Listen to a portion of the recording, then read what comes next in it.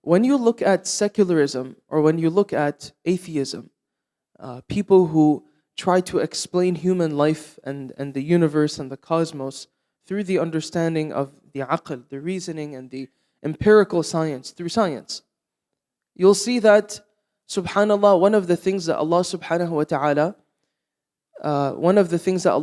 wa ta'ala has prevented them from understanding or has blocked them off, has shut them off from looking at the world, is that scientists or atheists look at the world from a very scientific, materialistic, cold understanding of life. When you ask an atheist to look at the stars, or when you ask an atheist in this context to look at a tree, he will tell you a tree in regards to its scientific understanding, and he won't give it any thought after that. But in Islam, Allah subhanahu wa ta'ala has created the creation for us to contemplate over. And so when you look at how Allah subhanahu wa ta'ala wants us to deal with creation, there's twofold. There's looking at it with a logical and scientific understanding, like how Allah subhanahu wa ta'ala tells us, أَفَلَا تَعْقِلِينَ, do you not understand? He gave us the aql to look at these with our empirical senses. But on top of that, there's a spiritual understanding of it as well.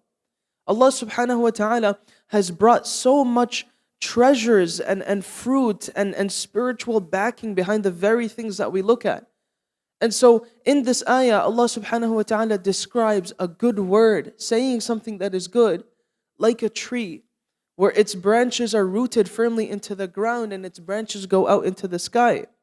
And when you look at the roots of a good word, it brings good effects upon yourself, and then the branches that go out into the sky are like the effects of you saying something good to other people.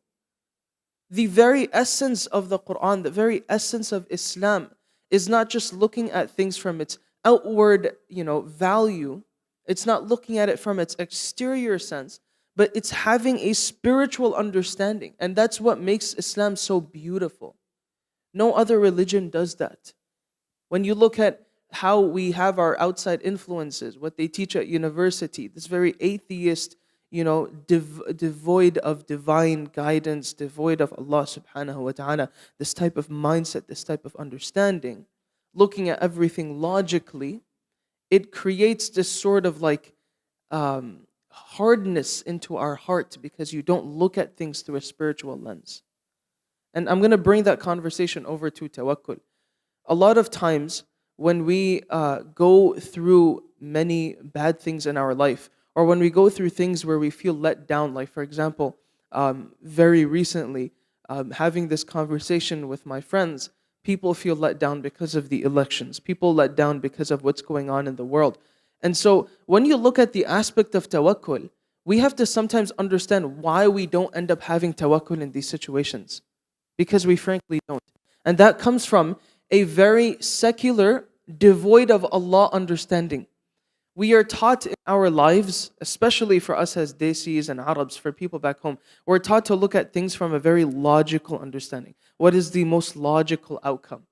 Right? When you want to buy furniture, you want to do solar for your house, you look at what is the cheapest and what is the most, quality outcome I can get. We are kind of systematically put in our brains where we have to logically think about the most logical outcome, and this whole logical understanding of how we're supposed to do things takes you out of Allah subhanahu wa ta'ala's understanding and takes you out of Allah subhanahu wa ta'ala's reliance. And a lot of times in order for us to have tawakkul, we need to not only just look at the ayat and the sunnah of it, we have to recalibrate our minds and to stop thinking devoid of Allah subhanahu wa ta'ala. A lot of the ways of how we think has been devoid of Allah subhanahu wa ta'ala, and we don't realize it. And so in order for us to have tawakkul in these situations, look at it not just from a logical understanding, from a spiritual understanding. When you look at it from a spiritual understanding, you realize there's so much hikam, there's so much wisdom behind what Allah subhanahu wa ta'ala puts in every single thing that we see and every single decision that Allah subhanahu wa ta'ala presents before us. Ask Allah subhanahu wa ta'ala to give us the tawfiq to look at the lens through a spiritual light. Ask Allah subhanahu wa ta'ala to give us the tawfiq to have tawakkul in all aspects of our life. Jazakumullah khairan. Assalamu alaikum wa rahmatullah.